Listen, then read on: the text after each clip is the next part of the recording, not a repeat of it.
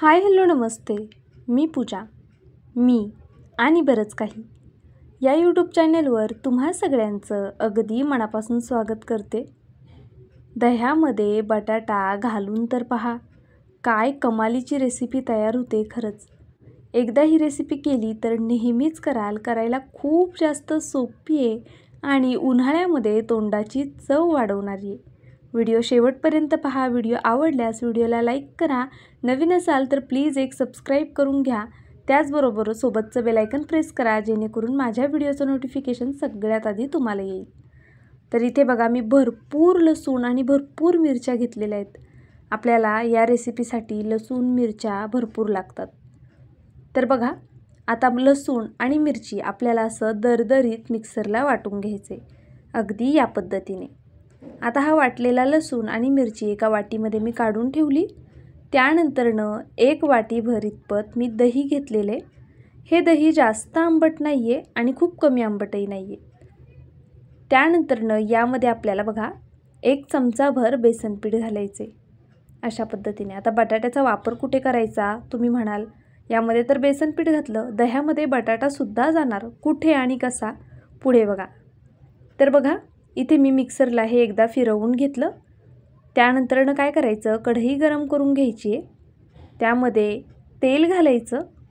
आता तेल तुम्ही तुमच्या आवडीनुसार कमी जास्त करू शकता, पण या रेसिपीला खरं तर जास्त तेलाची गरज पडत नाही. त्यामुळे इथे मी 1च चमचा तेलाचा वापर केलेला आहे. त्यानंतरनं तेल गरम झालं की यामध्ये जरा भरपूर बारीक मोहरी घालायची. सोबतच जिरंसुद्धा घालायचं. जिरं मोहरी छान अशी तडतडली की यामध्ये जवळपास अर्ध्या चमच्याला थोडंसं कमी इतपत हिंग घालायचं. आता हिंगसुद्धा बघा तेलावरती छान असं परतलं गेलं आहे. आता यात मी मिरची घातलेली आहे. लसूण आणि मिरची संपूर्ण नाही घातली, मी अर्ध्या मिरचीचा वापर केला आहे. म्हणजे आपण जे वाटण वाटलेलं ते अर्धच घातले. त्यानंतरनं कढीपत्ता घातला. आता कढीपत्तासुद्धा तेलावरती छान परतून घेतलं आहे बघा. मिरचीचा कच्चेपणा जाईपर्यंत हे वाटण आपल्याला परतवून घ्यायचे. यामध्ये आता हळद घालूया. हळदसुद्धा तेलावरती परतवून घेऊया, अशा पद्धतीने. आता बघा, जे आपण दही आणि बेसनपीठ वाटून ठेवलं होतं ना, ते घालायचे. आता इथे तर तुमच्या लक्षात आलं असेल की आपण कढी करतोय, पण कढीमध्ये बटाटा का बरं टाकणार आणि कसा? व्हिडिओ शेवटपर्यंत पहा, तुम्हाला समजेलसुद्धा. आणि खरंच या पद्धतीने एकदा कढीसुद्धा करून पहा आणि पुढची दाखवलेली रेसिपीसुद्धा. कारण या पद्धतीने जर तुम्ही कढी आणि कढीतला तो बटाटा केला ना, तर खरंच सगळ्यांना खूप जास्त आवडेल. आणि उन्हाळ्यामध्ये असंही जेवण जात नाही आणि दही खाल्लेलं तर चांगलंच असतं. त्यामुळे नक्कीच तुम्ही एकदा ही रेसिपी ट्राय करा. तुमच्या आरोग्यासाठी सुद्धा उत्तम आहे आणि हलकं जेवण होतं, त्यामुळे त्राससुद्धा होणार नाही. आता कढी जरा झणझणीत बरी वाटते म्हणून मी मिरच्या जास्त घातल्या आहेत, पण जर तुम्हाला उन्हाळ्यामध्ये मिरची बाधत असेल तर तुम्ही कमी घातलीत तरीसुद्धा चालणार आहे. हे छान असं सर्व एकजीव करून घेतलं. त्यानंतरनं यामध्ये आवश्यकतेनुसार पाणी घालून घेतलं. बघा, अगदी अशा पद्धतीने. आता कढी थोडी पातळच करायची, खूप जास्त घट्ट कढी करायची नाही. यामध्ये मी 1 चमचाभर साखरसुद्धा घालून घेतलेली आहे. बघा, छान मिक्स करून घेते. गॅसची फ्लेम अगदी बारीक आहे. कढीला अजिबात उकळी येऊन द्यायची नाही. मध्ये मध्ये कंटिन्यू हलवत राहायचं. आपल्याला वाटलं की कढी जरा आता उकळी यायला लागली कढीला, लगेचच गॅस बंद करायचा आहे आपल्याला. इथे बघा, उकडलेले बटाटे घेतलेले आहेत. ते अशा पद्धतीने हाताने मॅश करून घ्यायचे आहेत. आता ह्या बटाट्याच्या आपल्याला खूप मोठ्या फोडी ठेवायच्या नाही आहे. त्याचबरोबर अगदी गाळसुद्धा करायचा नाही आहे. त्यामुळे बटाटा आपल्याला हातानेच अशा पद्धतीने फोडून घ्यायचा आहे.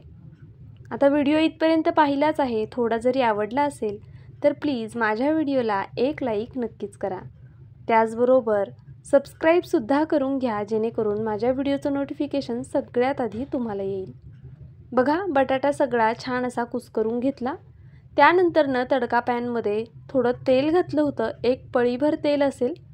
त्यामध्ये जिरं आणि मोहरी घातली.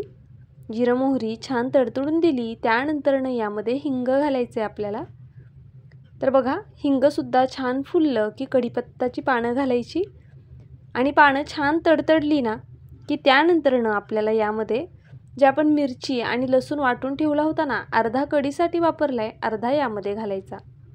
बघा अशा पद्धतीने आता हे सगळं छान असं मिक्स करून घेते।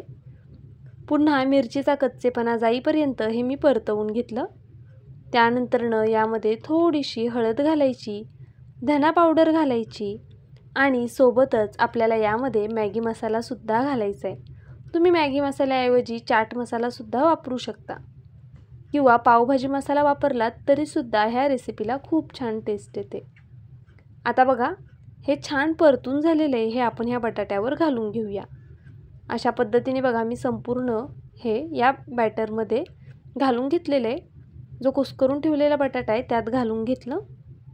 आता आपण यामध्ये चवीनुसार मीठ ॲड करूया। खूप जास्त मीठ घालू नका, मीठ थोडं बेतात घालायचे। आता हे सगळं मी छान मिक्स करून घेते। मीठ बेतात घालायचं असं का म्हटले, बटाटे उकडताना सुद्धा मी मीठ घातलं होतं, म्हणजे बटाटा खाताना आतमध्ये आळणी लागत नाही, त्यामुळे मी इथे मीठ थोडं कमीच वापरले। बघा स्पूनच्या साह्याने मी हे छान मॅश करून घेतलं। असं स्पूनच्या साह्याने केल्यामुळे काय होतं, हाताची आग होत नाही, नाहीतर मिरची आहे बऱ्याच जणांच्या हाताची आग होते आणि आता उन्हाळा आहे तर ती सोसवतसुद्धा नाही, त्यामुळे असं स्पूननेच आपल्याला मॅश करून घ्यायचे। इथे मी जवळपास अर्धी वाटी बेसन पीठ घेतले, यामध्ये चवीनुसार मीठ घालून घेतलं, सोबतच अर्धा चमचा ओवा घेतलेला आहे। ओवा हातावरती छान क्रश करून यामध्ये घालून घेतला। हातावर क्रश केल्यामुळे ओव्याचा सुगंध छान येतो आणि आपण बटाट्याचा वापर करतोय, बेसन पिठाचा वापर करतोय, तर ओवा आवर्जून घाला, म्हणजे मग आपल्याला बटाटा, बेसन पीठ किंवा हिरवी मिरची बाधणार नाही। बघा इथे मी आधी मीठ आणि ओवा पिठामध्ये मिक्स करून घेतला। त्यानंतरनं गरजेनुसार पाणी घालून आपल्याला हे छान असं पीठ फेटून घ्यायचे। आपण यामध्ये अजिबातच सोड्याचा वापर केला नाही आहे, त्यामुळे हे पीठ शक्यतो 4 ते 5 मिनटं फेटून घेणार आहोत। असं पीठ फेटून घेतल्यामुळे पीठ छान हलकं होतं आणि आपण जे वडे करणार आहोत ते छान होतात। तर बघा अशा पद्धतीने मी कंटिन्यू फेटत हे जवळपास 4 ते 5 मिनटं फेटून घेतले। तुम्ही पाहू शकता आधी पिठाचा रंग थोडा डार्क होता, आता थोडा लाईट असा झालेला आहे। पिठाचा रंग असा थोडा डार्कपेक्षा कमी हे झाला म्हणजेच समजून जायचं की आपलं पीठ व्यवस्थित फेटलं गेलेलं आहे। पीठ हलकंसुद्धा होतं, त्यावरून सुद्धा आपल्या लक्षात येतं की पीठ छान फेटलं गेलं आहे।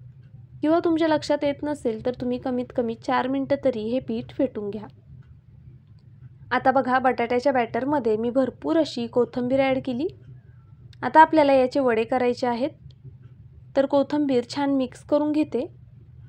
आता तुम्ही म्हणाल ताई आता हात आपण यामध्ये घातलाच मग नाही आग होणार का, तर मी हाताला थोडंसं तेल लावून घेतलं होतं। तेल लावून घेतल्यामुळे हाताची आग थोडी कमी होते। वडे करायचे म्हटले तर आपल्याला या बॅटरमध्ये हात घालावाच लागणार आहे, पण जर सुरुवातीपासून जर तुम्ही यामध्ये हात घातला असता तर आग खूप जास्त होईल। तुम्ही इथे ग्लव्सचा सुद्धा वापर करू शकता। बघा इथे मी अगदी छोटे छोटे अशा पद्धतीचे वडे करून घेणार आहे। खूप मोठे वडे करायचे नाही आहेत, कारण आपल्याला हे कढीमध्ये सोडायचे आहेत। बघा इथे मी वडे करून घेते, तोपर्यंत आपली कढीसुद्धा मध्ये मध्ये हलवत होते। याला हलकीशी एकदा दोनदा उकळी आलेली आहे फक्त। मी गॅस लगेचच बंद केला आहे आणि भरपूर अशी कोथिंबीर घातलेली आहे। अजून कढीमध्ये आपण मीठ घातलं नाही आहे, मीठ कधी घालायचं ते सुद्धा सांगते। तर बघा आता आपण वडेसुद्धा करून घेतले आहेत। इथे संपूर्ण वडे तयार करून घेतले मी आधी, म्हणजे मग तळायला सोपे जातात आणि एकदाच हात आपला खराब होतो। त्यानंतर ना आपले सगळे वडे झाले की हात स्वच्छ धुवून घ्यायचा, म्हणजे मग हाताची जास्त आग होत नाही। तर बघा एक वडा अशा पद्धतीने मी बॅटरमध्ये टाकला। त्यानंतर काट्या चमच्याच्या साहाय्याने हे वडे मी तळून घेणार आहे। तेल आधीच गरम करण्यासाठी ठेवलं होतं। मीडियम फ्लेमवरती तेल परफेक्ट गरम झालेलं आहे। आता यामध्ये मी एक एक करून अशा पद्धतीने वडे सोडून घेणार आहेत। हाताने सोडण्यापेक्षा अशा पद्धतीने स्पूनच्या साहाय्यानेच हे वडे आपल्याला तेलात सोडून घ्यायचे आहेत। बघा म्हणजे मग पीठसुद्धा जास्तीचं जात नाही आणि आपल्या बोटांचे ठसेसुद्धा त्यावरती उमटत नाहीत। अशा पद्धतीने मी सगळे वडे तळून घेणार आहे। वडे तळण्याची सुद्धा एक टेक्निक असते, त्यामुळे व्हिडिओ शेवटपर्यंत नक्कीच पहा. इथे बघा गॅसची फ्लेम मीडियमच आहे. मीडियम फ्लेमवरच हे संपूर्ण वडे आपल्याला तळून घ्यायचे. आपण यामध्ये जरासुद्धा सोडा वापरला नाही तरीसुद्धा आपले वडे अगदी मस्त होणार आहेत. अजिबात असे दाटल्यासारखे होणार नाही. पीठ आपलं छान हलकं आहे, त्यामुळे अजिबात असा वडा राठ होणार नाही. आणि बेसन पीठ खूप घट्ट करायचं नाही, नाहीतर मग वडा खायला चांगला लागत नाही. तर बघा एक एक करून मी अशा पद्धतीने आता पलटी करून घेते. जवळपास 1 मिनिट झालं आहे.